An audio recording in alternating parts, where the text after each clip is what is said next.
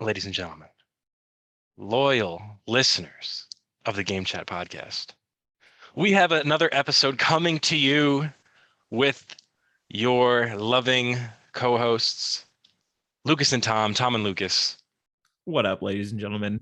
The master of engagement himself, Tom, is with us. I do tend to engage. I am engaged. I engage on Instagram with followers and content creators on YouTube. I try to engage the best I can all the time. Thank you for shouting out the multiple platforms you can find our content on. As you said, YouTube, Instagram, Spotify. Oh, of You course. should be checking these out if you want to find what we're up to, what we're doing, when you can expect something upcoming, such as a little stream that's happening this week. Tom, what would we be streaming this week, Lucas? We will be starting up our foray into the streaming world. We will be broadcasting live on our YouTube channel as Lucas and I play through the critically acclaimed and I hear super fun one-shot adventure, Tiny Tina's Assault on Dragon Keep, which was initially a Borderlands 2 DLC that is, has evolved into its own standalone thing. It's now getting its own spin-off game, but we'll get into that a little later, won't we? Yes, we will. Before we get into that topic, what's going on? How are you, my friend? Oh, we're doing good. We're doing good, Lucas. We're grinding away the days. Had my brother Trevor and his girlfriend Sarah visit last week. That was a good time. Saw a dope ass Glass Animals show. Shout out Glass Animals, one of the best bands in the game. But yeah, just been getting through it, going through life. Ride out the rest of the winter here in Minnesota. But it's nice to have lighter days. The cold hasn't necessarily disappeared yet, but it's getting there. I can tell. It has snowed the past 2 days, which, is always great in springtime. But, we're getting through it otherwise. Playing Elden Ring when I can, playing intramural volleyball or I guess recreational volleyball. We're not in college anymore. But yeah, shout out to the Empire Spikes Back, my volleyball squad. Like 0-9 or some nonsense. We'll get that one win tomorrow, ladies and gentlemen. It will happen. But yeah, that's what's been going on with me. What's been up with you, homie? How you been? We should hold a poll if our listeners and viewers think your team will ever get a win. I mean, we registered. So tomorrow's our last game of this indoor season. And then come the beginning of May, we're going to be doing sand volleyball. Maybe that's just more your speed. Maybe you guys are built for the elements. It's at least definitely my speed because I tend to, when I play sports, I tend to like flail about quite often and fall and dive and really put my body on the line, as should every well-trained athlete, in my opinion. Of course. Well, hopefully that first one comes soon. On my end of things, my car had an issue that has now been fixed, but it cost me a pretty penny, almost as much as the car is probably worth. Therefore, I will be trying to sell said car and getting something a little more reliable. So we'll see how that goes in the coming weeks. Hey man, do yourself a favor, really invest in your future. Go with that electric vehicle, save the planet, save yourself money on gas prices, because they're only going up, I guess. But then you can play video games in your car while your Tesla self drives you to work. It'll be awesome. I'll have to think about that. But thank you for the suggestion. I'll definitely put it under my consideration. But that's really kind of the biggest thing that I have to report. Aside from, I did end up seeing the Batman film last week. So I can't even remember the theme, and that was like one of 3 songs in the movie. You're not too far off. It sounded something like that, if I can recall. Something like that. I don't know. It was that freaking that one Nirvana song, and Mm-hmm. then Ave Maria. That was a surprise. I did not think that song was going to be featured as heavily as it was. What'd you think of Battinson? I thought he did a stellar job. Like really, the in terms of the kind of version of Batman they were going for, I think he nailed it with the really like sullen sad boy Oh, for sure. vibe. And I also really liked the like design of the suit itself and the logo, and how this is kind of like the third iteration of Batman, In including recent since and years. including Nolan. In And recent years. they've all been pretty different, and I think it's all like kind of just been cool to see the different interpretations. Did you see the deleted scene they dropped today? I did. What'd you I think did. of Barry Keegan's Joker? I guess, yeah, Um, yeah. I think there are some Spoilers, I promise. guess, for anyone who Well, it's not hasn't a seen the spoiler. Batman. But I should have said that before I said what the deleted scene was about. So Yeah, but that's not. It's a deleted scene. It's not a spoiler. It's not even in the yeah, movie. yeah, that's fair. It's not part of the movie. But yeah, I thought it was definitely a promising seed there. Pretty For sure. pretty cool stuff. Definitely different interpretation, but we'll have to get more into that. What I didn't like, which I guess is like why I haven't been super into superhero movies in the last couple of years, but it's just it just totally set up for a sequel, and like I was like I wanted a real resolution, and then I was It's like, capitalism, they're baby. gonna. I know it's like they're gonna get 2-3 more movies out of this. I was left Not feeling very like only unsatisfied. that, they're doing like 2 TV shows on HBO Max with the Penguin, and one starring your boy Jim Gordon, who in my opinion was like the best part of the movie. Him and Batman doing the whole buddy cop dynamic was pretty rad. Pretty rad, if I do say so myself. The inexperienced Gordon and the also inexperienced Batman like connection was pretty funny. I agree. I agree. But but yeah, so Excited to dive into more Batman one day. We should cover the Arkham games one day. That it was like watching an Arkham game, you know. That is what got me into, superheroes and like comic books in general, other than like the average person. Uh After playing Arkham Asylum, I was like, man, I can't get enough of this Batman guy. And then, he was a pretty cool dude. years later, I can't shut up about that stuff. So shout out Batman. Yeah, Shout we'll out add that to Battinson. the future content list that For we're sure. gearing up. But For sure. speaking of content, before we get into the main subject of this episode, which will be kind of a Borderlands as a whole discussion before Wonderlands drops tomorrow, as of the day of this recording. Do you see any interesting news or anything that kind of piqued your interest, caught your eye this week? Uh, you know, you know, nothing. There were some pretty notable things announced this week. I'd have to say. Nothing like too crazy, but you got Nintendo now letting you put games in folders on the home screen. So that's fun. And Lucas is frozen. But yeah, in the news, some pretty notable things I saw this week. One of the biggest things I saw was that the next game in the Witcher series has been announced. It will be created, of course, by CD Projekt Red, this time in partnership with Epic Games, as they are changing their engine over to Unreal Engine 5, which is super new and super fancy. So, I've never really, I liked season 1 of the show, still haven't gotten around to season 2, but for all the Witcher fans out there, I'm sure they're incredibly excited for this. It looks to be a whole new Witcher. The little tease they did looks to be a cat emblem, unlike the now famous wolf emblem of Geralt of Rivia. So it looks like we're going to be getting a whole new Witcher to, go on quests with and stuff whenever that comes out. So it's going to be interesting to see how CD Projekt Red follows up with their forever fumbled launch of Cyberpunk 2077. Hopefully their reputation won't be too tarnished, because I know The Witcher 3 has like an incredibly steadfast fan base, but I'm interested to see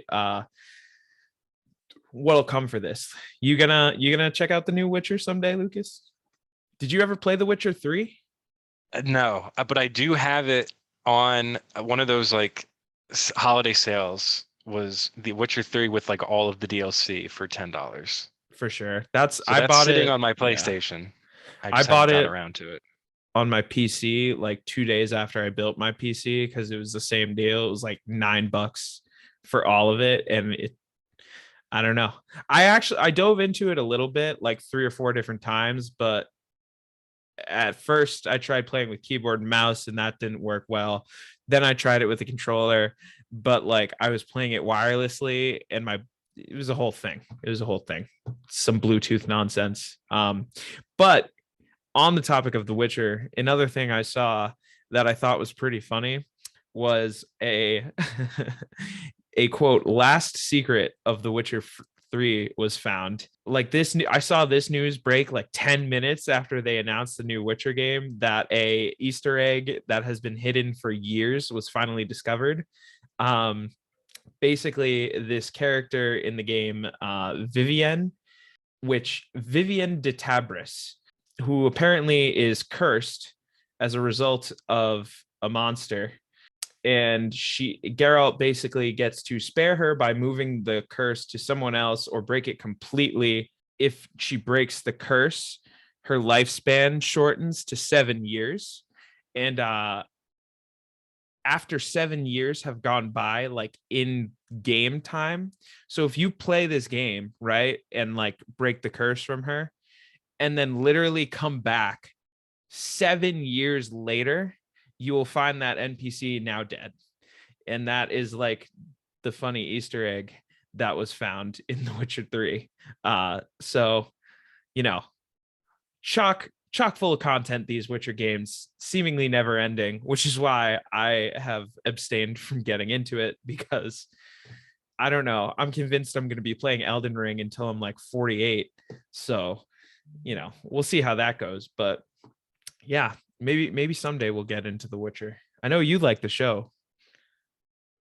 I do. I have been meaning to get into season 2 and haven't yet, but really enjoyed the first season. And as you know, I don't really watch shows or TV, I so know that's saying something. it's a big deal for you.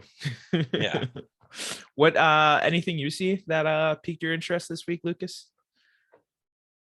Uh, Not particularly, although there was I think you had mentioned earlier some like Kirby game, which I would assume is like Switch only. Yeah, Okay. Kirby's what the heck is it called? It's called, I believe, Kirby's like Forgotten Game. Wonderlands, or what is this game called, people? Forgotten Land, Kirby in I the think. Forgotten Land. Yes. Um, this is a 3D platforming open world, not open world, but they basically gave Kirby the Mario Odyssey 3D Mario treatment, and Yeah, I can see that. yeah, and apparently it's amazing. Getting a lot of good reviews out there. So for those Kirby stands, um, definitely check it out. I would love to check this game out, but like I said, I will never finish Elden Ring at this rate. I am like level 36 and have like just as many hours into the game and have still not killed the first boss, like the Well, you first like haven't story like boss. just left Limgrave. Yeah. Like, And I yeah. still got to go back because there's more to do. But yeah, Yes. I don't know if that means I'm bad or if I just keep finding other shit to do. But yeah. Speaking of Elden Ring, did you see this nonsense where somebody found a secret door hidden behind a wall after literally like attacking the wall 50 times in a row? Somebody literally stood at a brick wall, hit it 50 times, and then a secret door was revealed. I did not see that. How And now ridiculous I is that? am worried that there's going to be a bunch of those popping Right? up. That's what I'm saying. This game never ends with the things that surprise me. If you couldn't tell, folks, Lucas and I like Elden Ring. It's a good game. It's a good game. It gets the game chat seal of approval from you boys. Oh my God. Top news story is Elden Ring has a secret wall that only opens after 50 hits. And then like the subtitle is what was From Software thinking? But that's why I could pay to wait until, let the other people figure that stuff out and then, decide if you want to pursue. For sure. We're getting Let's there find at out our what's own behind pace. that wall before we sit there and hit it 50 times. Yeah. Thank you for sharing that. Now I'm like horrified of what else will be discovered in the coming like weeks. You should Huh. be. You should be. That game Um, horrifies me every like 12 minutes. yeah. And that game's not even, I mean, that is a month to the day tomorrow that game will be out, which will also, maybe coincidence, maybe not, will be when Tiny Tina's Wonderlands drops. And now would be a great time to get into the Borderlands trilogy plus prequel retrospective. How was that for a goddamn transition, Tom? Can You're I get killing some it. can I get some like upvotes in the chat, please? Let's go. You're killing it. You're All right. killing it. Here we go. Travis, that was for you, bro. All right. Moving along.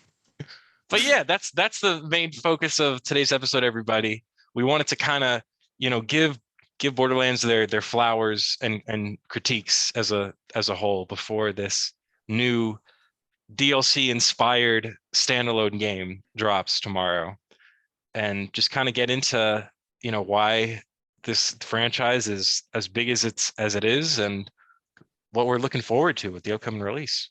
Absolutely. Absolutely. If you haven't played Borderlands or even heard of it, and if you're not a gamer or somehow have lived under a rock since Why are you 2009. listening to this podcast is my first question. Well, sure. Well, no, we do not question that. We say thank you for listening to this podcast. But I know, but I'd be curious. We appreciate your like viewership, but why? Like, what about us? I'd want to know, but please continue. oh yeah, but Borderlands is basically when the first game was released in October 20th of 2009, and this game was basically, before it came out, described as Halo meets Diablo, right? So you've got the head of Gearbox Studios, Randy Pitchford, the chief Borderlands man, if you will. And he was looking to develop a new game and was basically trying to think of ways to really iterate and create something new. So he's like, hey, let's just take two things I like that, let's take first person shooters and action RPGs like Diablo and just smash them together, make them their own thing. There was a specific quote about it that had to do with, level scaling and the time it took to progress through these two different types of games. And our boy Pitchford was just like, you know what? These don't have to be mutually exclusive. So he took these two ideas, smashed them together, almost created his own genre that is the looter shooter genre. And now we have one of the top selling video game franchises of all time, Lucas. At this point in time, the franchise as a whole has brought in over $1 billion in revenue. And as of, you know, this stat is a little bit older, but as of August of 2019, the franchise has sold over 45 million copies from their various games, with almost half of those being the second game, Borderlands 2. And Borderlands 3, which is the most recent entry in the series up until, tomorrow, dropped 5 million copies right within the first 5 days of release. So, if you're selling 1 million copies per day, after you release. I'd say that's pretty fuego. Yeah, that definitely means the game was well received, which it was. Like you said, it was kind of birthing a new genre. People really enjoyed the looter shooter concept, and introduced some interesting characters. Lilith being the main one, which was a playable character, who's had an impact on almost all of the games story-wise, but kind of encouraging the playing with your friends, where it's this, all games have the same concept where it's like, hey, here's four pretty badass groovy guys you can play as, Badass being the key word. being the key word, with cool abilities and weaponry, and you just pick whoever you identify with the most and find three of your friends and just tackle this game. Absolutely. It's a wonderful co-op experience. I recommend it for every gamer out there. The writing is some of the strongest, most humor-filled writing I've seen in a video game. Every time I've played through one of these games, I find myself laughing out loud. And it's just, you can have a different experience every time. You can pick a different character, and the whole shtick, if you will, behind these games is that the loot is never ending. It's endless. It's procedurally generated guns, grenades, shields, class mods, things like that. In fact, the first game was recognized by the Guinness World Records book for having over 17 million different procedurally generated guns that the players could acquire in the game. And it only got bigger and bigger with each corresponding entry in the series. I think the tagline for the third one was like some quadrillion guns or some nonsense. Like, the marketing was wild for that one. But you know it's a fun time. It's a fun time for sure. Yeah, and they definitely, like you said, as they went along, really upped the ante with the looter aspect.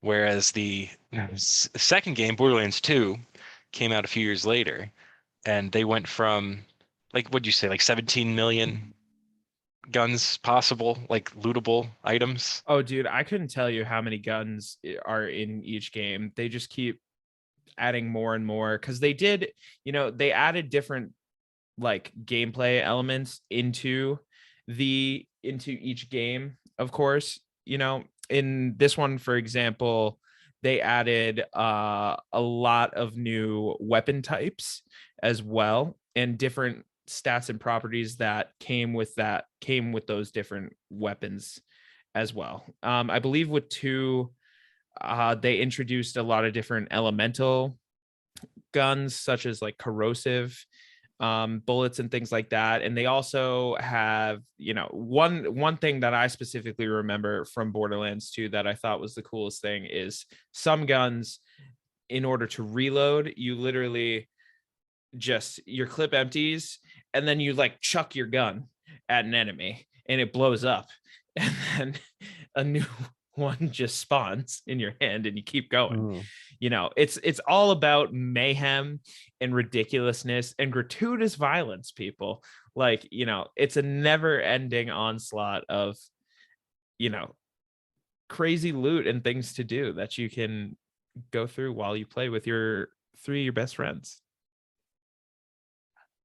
Yeah, I had less than 20 hours with Borderlands 3, which is my introduction to the series, and there were already like countless gun abilities that I came across. It's like I Oh, can for only sure. imagine over the span of three like full games, the kind of wacky stuff you could find ability wise. Oh But my God. that's what made it fun. You never knew what you were gonna get from a boss drop. That's very true. That's very true. Yeah, it's and they add quite a lot of RPG elements into the game as well, with each different Vault Hunter having their own skill tree and different abilities.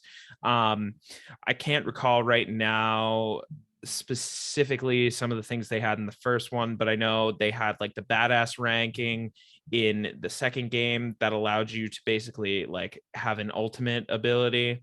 They had similar things in the first game too. Like I remember I would always play the sniper, Mordecai, and his whole thing was he had a pet called Bloodwing that was just a like flying bird pterodactyl thing that you could throw out every so often to go eat people. I know that in Borderlands 2, I also played the sniper character, and he would I believe he would like go invisible because he was like an assassin guy named Zero, and he had a katana sword, and when you went invisible you could slash people up. And then in 3 they like take it even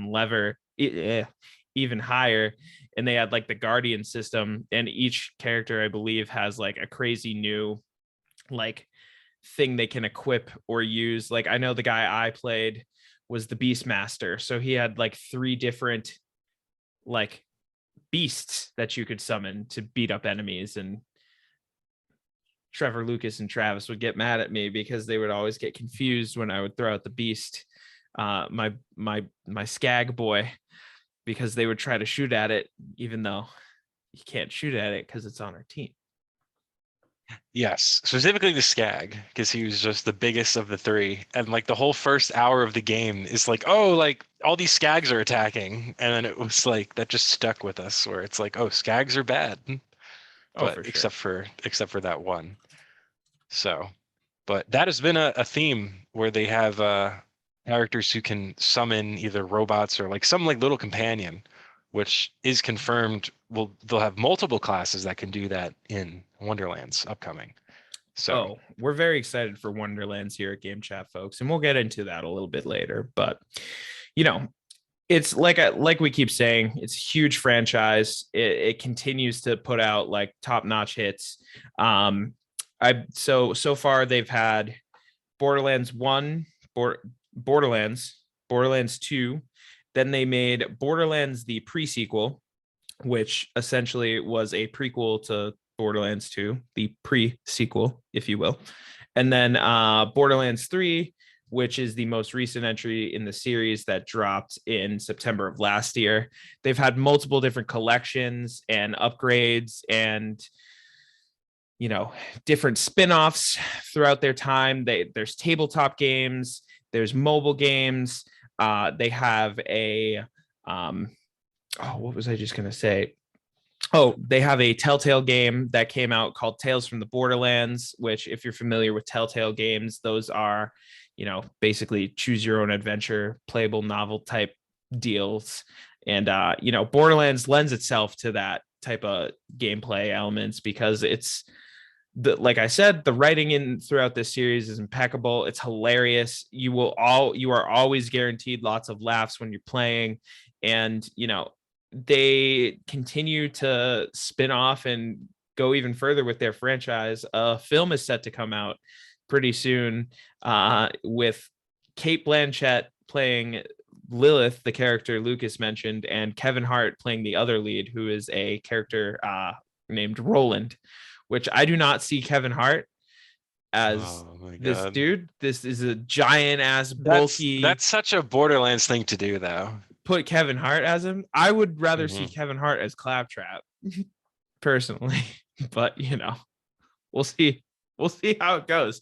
I'm gonna withhold my judgment from the Borderlands movie up till this point, but it's got Jack Black in it. So Of if it's course it got does. if it's got your boy Jablinski, then it's guaranteed to be a good time.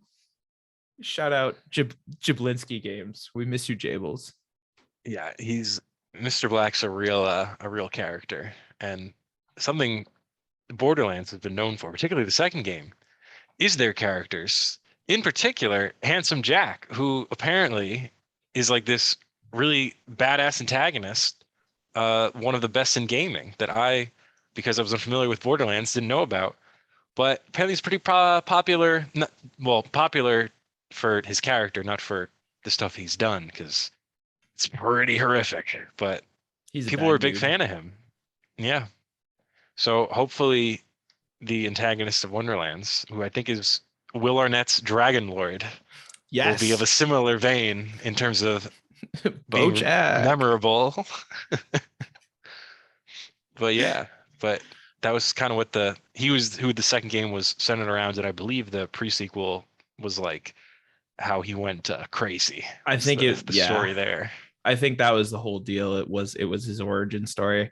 If correct me if I'm wrong, but I'm pretty sure Handsome Jack was a playable character. I think you played as him, or maybe not. No, no, I lied.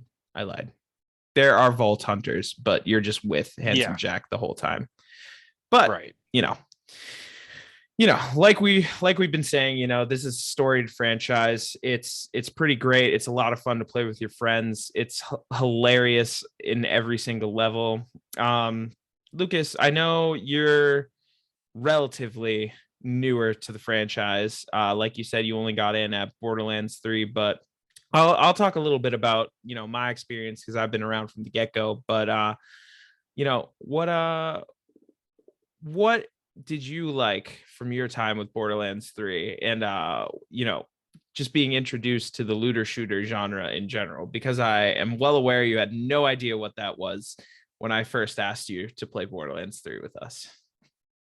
That is correct. I had heard the term obviously because it's very catchy, and so For people would sure. throw that around from time to time in terms of describing things. But yeah, it's pretty addictive, is how I would describe it. Where it's just you want to kill things because you want their stuff, and that can make friendships a little hard to come by because everybody is just rushing the boss as it dies and kind of picking up what you can. But yeah, like I said, I had like less than 24 hours in the game and found like a lot of cool ability stuff, gun wise or shield wise or grenade wise, even. Uh, those are kind of the big three of what you find. But that was really fun, and nothing was really explained either in terms of like the different uh, guns themselves because they have the different like corporations. So it's like, oh, if this gun is made by like Malawan, like it's gonna be like a energy thing instead of, so you have to like, but like I didn't know that, so you have to actually shoot it and then you figure out, like each gun has a different feel in terms of what you actually want to use. But Oh yeah, uh, they all do different things, and that's one of the best yeah, parts. You get to experiment with what you like the most. and I think the best part is probably the character you pick and then like the progression system there, where I was Mose, who had the like the iron mech suit thing, which was pretty fun, but I would always forget to use it. So For sure. I I did think not get to use it Border a whole lot. comparatively, as I've said, I've played them all except the pre-sequel. That is the only one I have not gotten around to. But it's from what I could tell, based on a lot of the abilities used in Borderlands 3, they seemed a lot more co-op focused, if you will. Like specifically your character Mose, um, you could drop the mech, but as you upgraded it, it allowed your teammates to, get in it with you and, Mhm. either control some aspect of it or just like be able to, run and gun while you're walking around in the mech so everybody's protected and stuff like that. So it definitely seemed a lot more co-op focused in terms of the ultimate abilities you could use in that game anyway. And the skill trees too. Like I know at least for Moe's, every character has kind of three different branches of like focus. Obviously, you can mix and match, but I know one of Moses was kind of based on giving herself and her teammates like more damage for a certain period of time, which like obviously, like you said, is like co-op focused. So there'd be certain things that if you were to do a solo campaign, which I know you can do, but that would kind of limit some of the abilities that you would have a real purpose of using.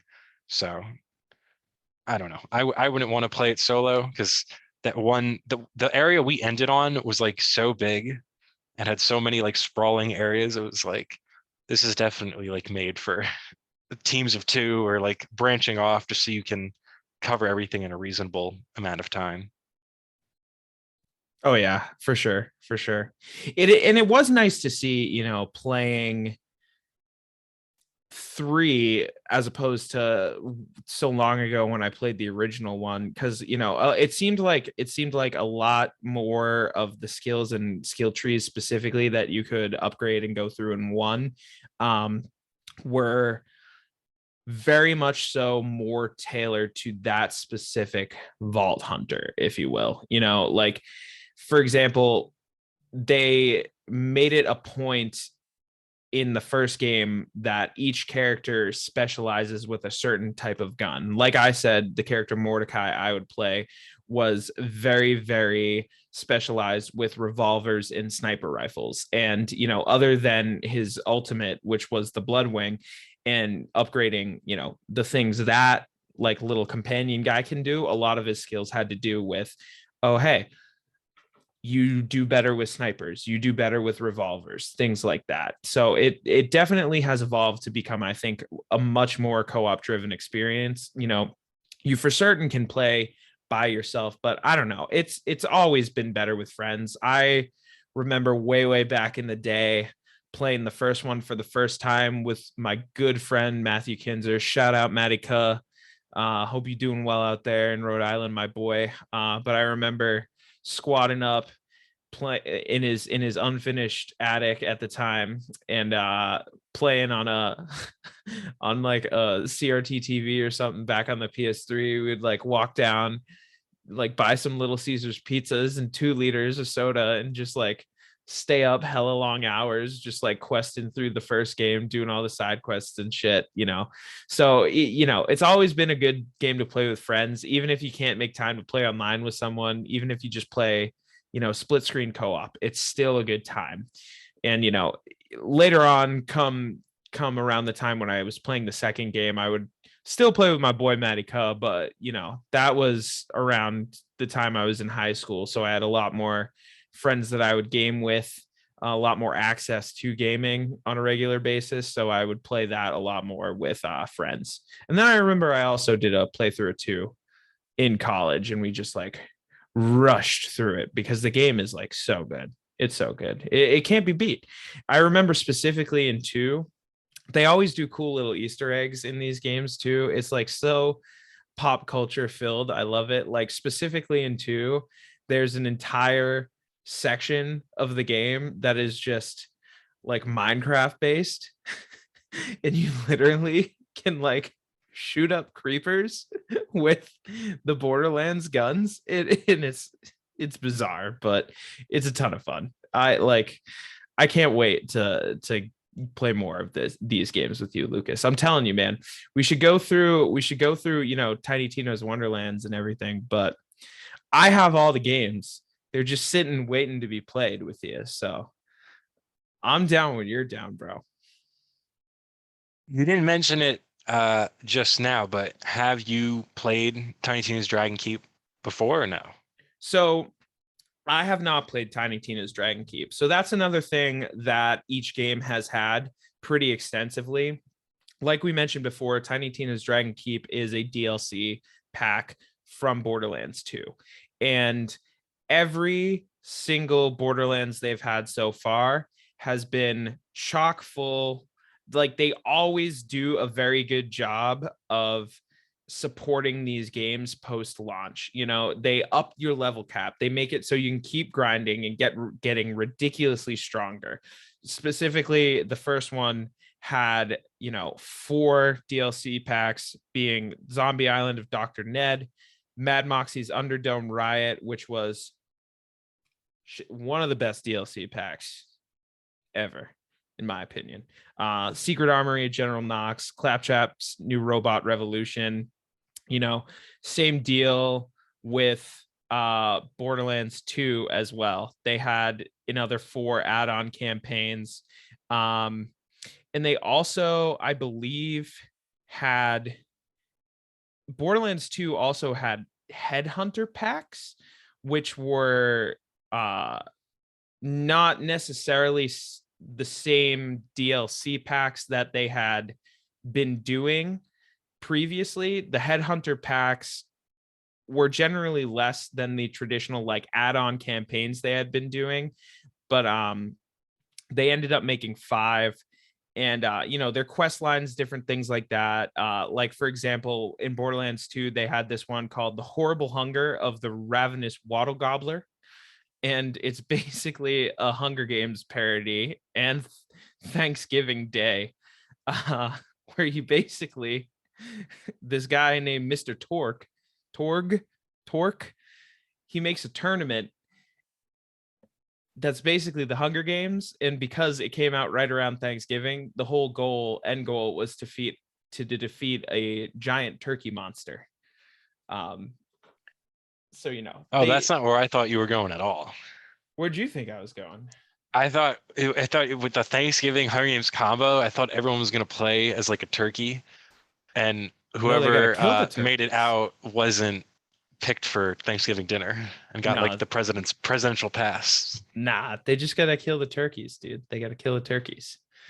But yeah, I never got around to play. I've played some of the DLCs, but I didn't really play any of them too much in Borderlands 2. And my experience with Borderlands 3 has been entirely with Lucas. So we haven't delved too deep into that game, even though I've had it for a while. SMH at my siblings, I got them all Borderlands 3 for Christmas. And I even gave my sister my PlayStation 4, thinking, hey guys, this will be a wonderful thing that we as a family can come together and play some games. And my family just doesn't have time for me, it seems. So SMH to the Hubbard siblings out there. Other than Travis, I know Travis was putting in that work, but you filled in, and I am ever thankful for that. Well, maybe after they see our Tiny Tina's Dragon Keep stream this weekend, they will be encouraged to participate in a Borderlands 3 playthrough. Oh, for sure. Oh, for sure. But yeah, we're excited to get into Dragon Keep. I've never played it. I'm pretty excited for it. Um, for those who don't know, it's basically a game within a game. It essentially takes a character from the series, Tiny Tina, and she basically rounds up a bunch of characters within the game. um, and they're all like, I won't, I guess, spoil the plot line, but it's basically Tiny Tina's trying to like rally everybody together to cheer everybody up. So they're playing a like D&D-esque campaign called Bunkers and Badasses. And you basically go from the sort of Western sci-fi, setting, that space cowboys setting that is Borderlands, and go straight to fantasy, very, very much so like high fantasy D&D based stuff, where you just like get all the wonderful humor, like crazy gun combos, gratuitous violence of the Borderlands series, but you just play it in a high fantasy setting. And apparently it was loved enough to literally spawn its own full-length feature game. So we're very excited to try it out this Saturday. Yeah, I have not looked into this game like at all in terms of like spoiler stuff, just because I want to, kind of use that game as my like preparation / introduction to the Wonderlands game For that'll be sure. dropping. For sure. So, but yeah, I'm definitely looking forward to it, and we'll see how it goes. Like just in terms of like environmental settings and whatnot, I think that they're gonna really kind of blow us away. The way I see it, right? It'll be me and you. We'll jump in because, like I said, we'll be able to get through Assault on Dragon Keep, I assume, within an afternoon. It's a one shot. We sit down, we complete it in one shot. Maybe we'll take some shots as we play at 11 a.m. on Saturday.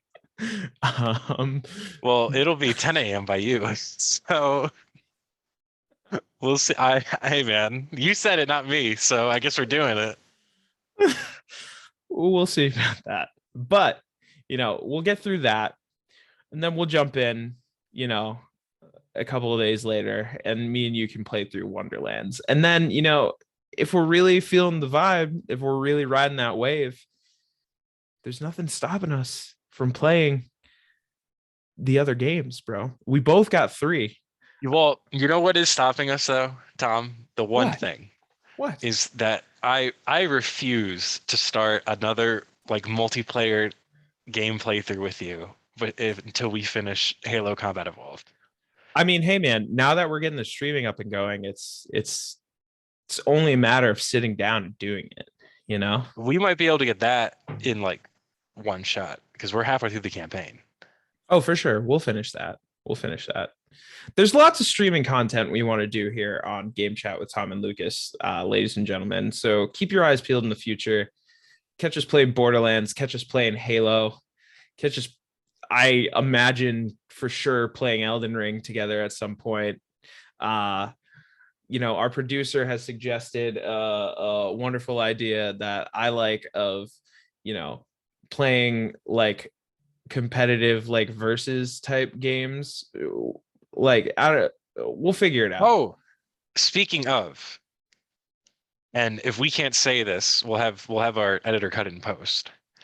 But the Warner Bros. Game Multiverses. Multiverses, Tom was able to get a like early, what was it called? You It got like was it early was like access. it was like a beta, like a pre-test, network test, technical test.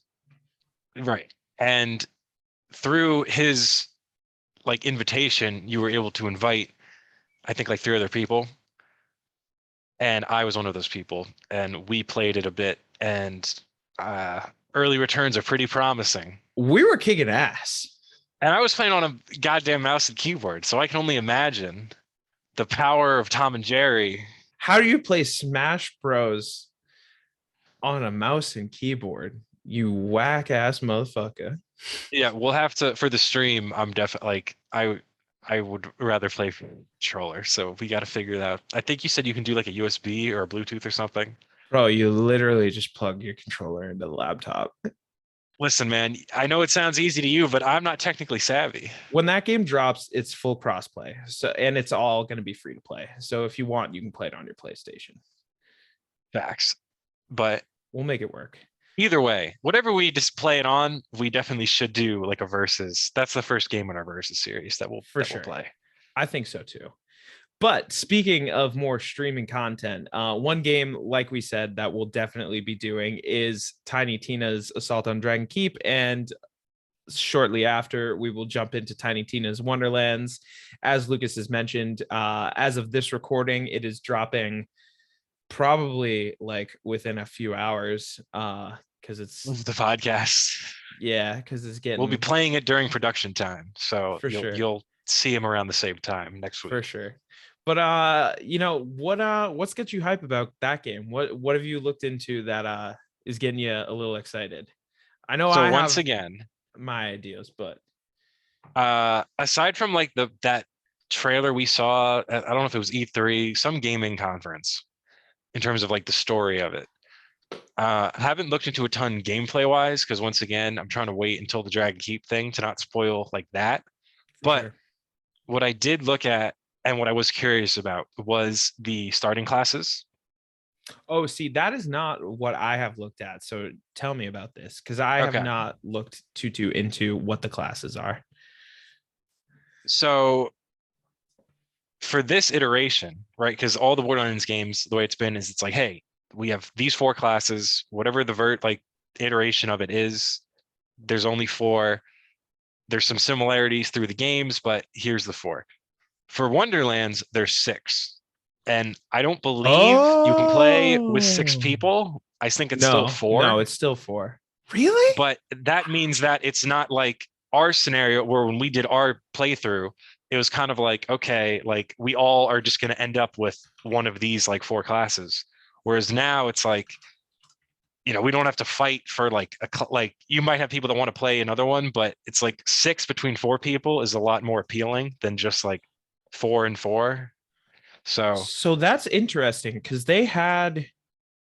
so in Borderlands 2 specifically, they came out with 4 characters, and Then throughout DLC, they also came out with two more characters. So that game, Borderlands 2, when all was said and done, ended up having six. So it is pretty Mm. cool that they're including more just right off the grip in this one. Which might mean through future DLC content might bring the total up to 8 for this game, That's which true would because double the they base. have already announced that there will be uh for the standard 4 add-on campaign DLC packs with this game as well that Gearbox will continue to put out post Okay. release. But yeah, that's they're up in the number to 6. And What are some of them that have piqued your interest? Any in particular? so I don't really know gameplay wise like what I would want to play as. There's definitely like a wide variety, and like the class themselves are pretty cool. Like obviously they have like one is like spell shot, which is like your mage class. The Stabomancer is all about, sneaking around and getting those critical strikes and stabbing people in the places that hurt the most. Is Um, because melee weapons are like a pretty big addition into this game. right. Like you have obviously the Stabomancer like centers around like melee attacks.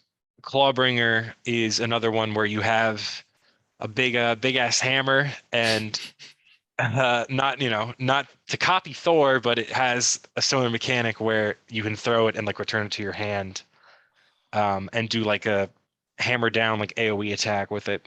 I love that. But there's a couple classes that have like a companion or like a pet of some kind. And the other really cool thing with the class setup here for this game is that you can multi-class, which was not a thing in prior games. Oh, So you pick your primary class, which will be your primary class like forever, mm-hmm. but you can pick like another class to kind of scale into. And so that means if you I pick a like class that that. has a pet and then you pick a secondary class that has a pet, you got two pets with you, which is pretty cool. So Huh. that's yeah, that was pretty neat. And you can only have one secondary class, but if you beat the main story, you can then change your secondary class if you want to like try something else. But the primary class is kind of always your like MO. But yeah, that allows you to kind of play as everything. Obviously, take multiple playthroughs, but For you're playing sure. a minimum of 2, so It, that's I pretty exciting stuff. I have seen quite a lot because the reviews have all dropped for this game at this point. The embargo was lifted. I'm pretty sure it was either today or yesterday where they all started pouring out. Um, and I did see that there is a good amount of post game content to do just right off the grip without the DLC that will eventually come out, including these things called myth ranks, which just keep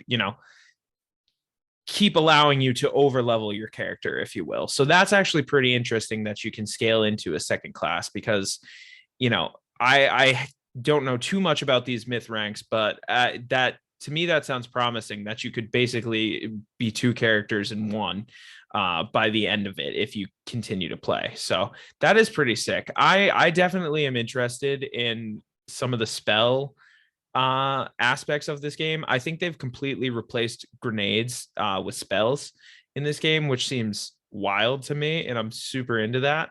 Like I said, I've always loved Borderlands, but I'm way more of a high fantasy guy than like a space sci-fi guy.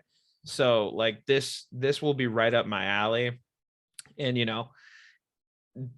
I'm pretty excited to dive into it. Another thing that I had seen, I don't know if you checked it out, that I thought was pretty cool is the overworld that they're including in this game.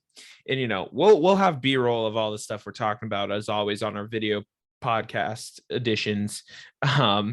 But it's basically like a top-down, like you move about the world in like a top-down cartoony like big head fashion where you basically explore, run into like find different loot, explore different things, accept side quests. There are also combat encounters which I've never been a huge fan of that. I've played way too much Pokemon for that, where it's kind of run its course. So we'll see how that ends up working out.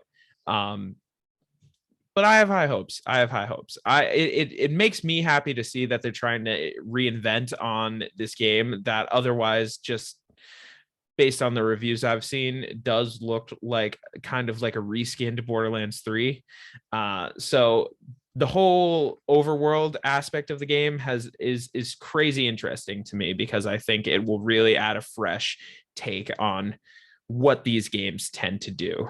But yeah, I like that. All sounds really, really interesting. I'm excited to play. I hope you are.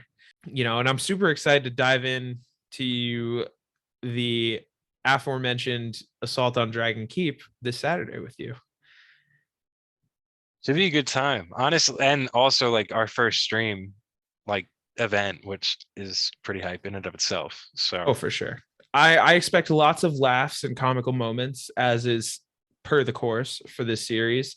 That's another thing I'm crazy excited about for Wonderlands that is coming up. They have an absolutely all-star comedic cast lineup. You got Wanda Sykes in there, you got Andy Samberg, you got Will Arnett, who's one of my personal favorites, as like literally the main antagonist. Shout out BoJack Horseman, one of the greatest motherfucking TV shows out there.